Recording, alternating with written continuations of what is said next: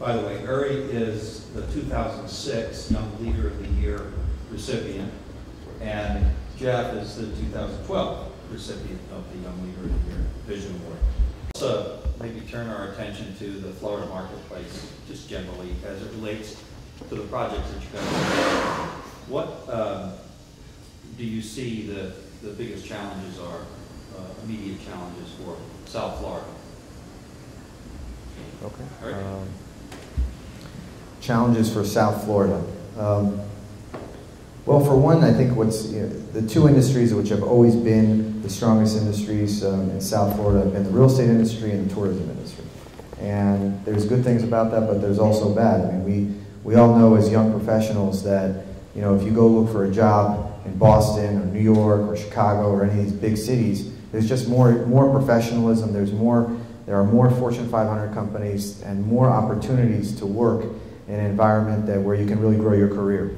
So I think that one of the things that South Florida is lacking is and it's always improving. It seems to be improving a lot in the last 10 years. Is the number of well-established, larger financial firms, corporations that can provide the kind of opportunity so that when people graduate from University of Florida, they don't feel like they have to leave Florida to find a good job, but they can come to Miami and come work for a great company in Miami. So that's going to be a challenge because for Florida, even in the short term, because you basically have a drain of quality people to other parts of the country. I believe that's a problem for the state.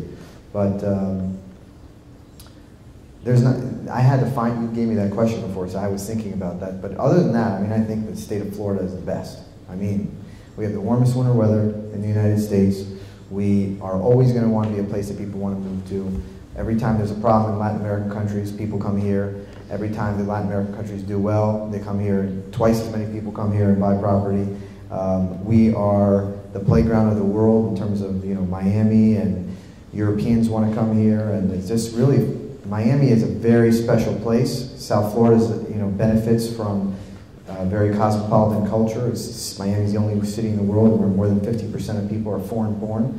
And New York doesn't have that going for it. And it's a very diverse, exciting place. And you walk down the street, you know things are happening in Florida, and that's not the case in most of the country. So I think we have a lot of great things going for us. So overall, I'm extremely bullish on Florida. I just had to find something since you asked me. Yeah. Yeah, I think you took the words out of my mouth. I would say the biggest challenge that we have is job growth. It's creating jobs. I mean, if you look at the development industry right now, it's anchor retail, credit tenant retail. Industrial is growing a little bit. Multifamily is very strong. Office is just dead.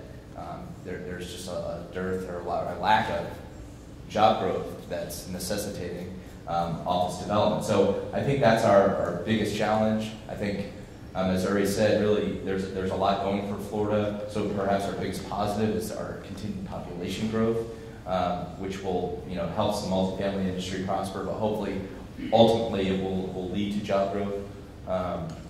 And on a micro level, maybe on a more deal-specific level. One of the challenges we face is continued commitment of capital to South Florida. Not as much on the debt side, but maybe on the equity side, especially on the multifamily side. There's rumors that institutions perhaps are wanting to do something else or somewhere else. I think that really probably is not just specific to South Florida. Darren